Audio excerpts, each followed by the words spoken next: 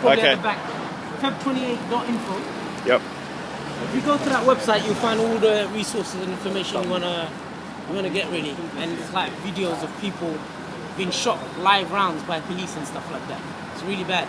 Really? How often do you protest? I mean, we protested today. The next event will be announced on the website itself. If you're interested, yeah, you can always keep an eye out for future events through the website. Okay. Yeah. I also noticed you tidied up outside the Huxley building. Yeah. How very kind of you. No, it's part of our faith, man. You know, half of cleanliness is half of our faith.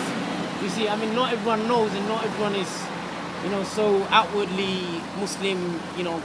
But if that is your character, then this is what we do. Yeah, we tidy up.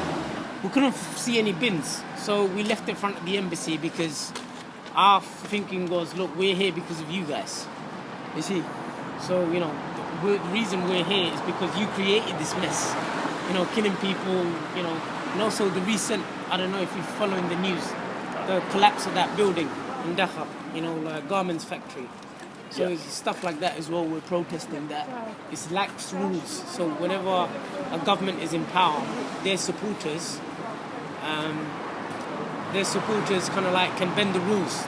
The government allows them to bend the rules for them. So for example, there might be legislation and restriction to say, build your building like this. But what they will do when that specific government comes in power, its supporter is then given a golden handshake, or a hand of opportunity, if you want to call it, because what they do is like, this lax, I know you, you know me, I will sort you out, sort of thing, and all of that is it's very rampant, and corruption, all of these things. Okay. I noticed that Socialist Worker has a load of placards around. Yeah. Do they associate with you, or do they just rock up? I think what it is with Socialist Workers, I think they just kind of like probably same kind of same kind of opportunity to perhaps they see something that they agree with, and therefore some of their we had our own placards, but some of their placards were already there. I don't know what the thing is that, but this demonstration was organised by Feb28, and all the people were basically coming under the banner of Feb28, plus the various other organisations that support the demo. Socialist Workers, I don't know, maybe they supported the demo, and as a result they put their own placard. I couldn't really tell you anything more. Why did you name Feb28? Feb28. Feb28, it means February 28. What happened was on February 28, they passed a judgment on a famous Bangladeshi, kind of like, if you want to call it, a religious figure. Was it one of the imams? He's not really an imam. He's a politician stroke, kind of like a public sort of speaker on Islamic affairs, public affairs. Now what they've done with him is that they claimed he was involved in murders and killings. What's ironic is that the people he's supposed to have killed and murdered, this is going back 40 years. They themselves have come and said, no, we don't recognize this guy. It couldn't have been him, because we know what it looks like. We don't think he was him. So, and one guy, they've even said they apparently bought a documentation of him. This is all on the website. They bought a documentation of one of the witnesses, and he said, I didn't write this. So, things like that. So what's happening in the court, and ironically, all the people, there are 9 people under the War Crimes Criminal Tribunal. It's called international, but they say anything but international. The standard's not even Bangladeshi standard, let alone international. So there are 9 people charged, and they're all from the opposition. So not even one is from the current ruling government. So this is one form of brutality. The other form of brutality is like when police, they use live rounds on protesters when they protest. So there is actually a huge protesting going on in Bangladesh at the moment. I don't know if the internet or the news will report it, but there are literally millions of people. We were just a handful. To be honest, we weren't even here for them. It was more to show support and solidarity with the people in Bangladesh. That's where the real protest is happening. And there's millions of them, there, no doubt. Okay, so it's more a show of solidarity with Bangladesh That's than right, yeah. a protest Yeah. in itself. That's right.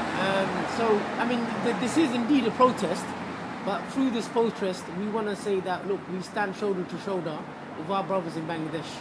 You know, so this is what this is. Right, man?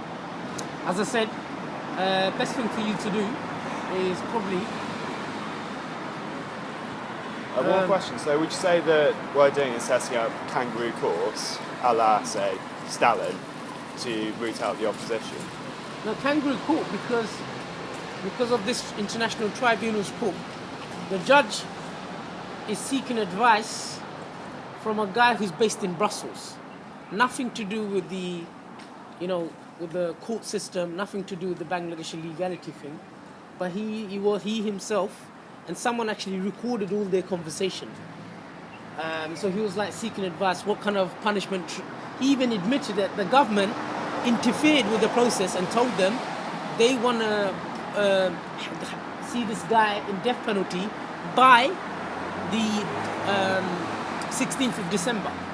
This was then recorded, undercover recording. This was then sent to the Economist newspaper or the Economist magazine in the UK.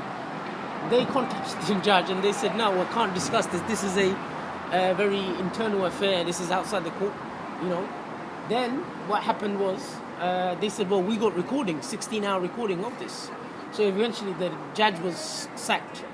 The other guy was, kind of like distant themselves. But this is just one thing that's going behind the scene. It's kangaroo court for many reasons. One, that this was set up by this government. Two, it's called International Tribunals Court. But there's no anything international about it. All the laws, all the things are not even Bangladeshi standard, let alone international. And this is well documented. It's in places like Al Jazeera and so on. You'll find it in Al Jazeera. The stuff I'm telling you is really available on national news. Things like Al Jazeera. If you go to the website again, we obviously take the bits from various news organisations and put it. I don't know why the British media has not really picked up on this story. Maybe the BBC's picked up one or two things like the collapse of the building, but that's about it. I mean, if you ask the average guy on the street, what do you know about Bangladesh, they'll probably tell you floods, and probably not much else.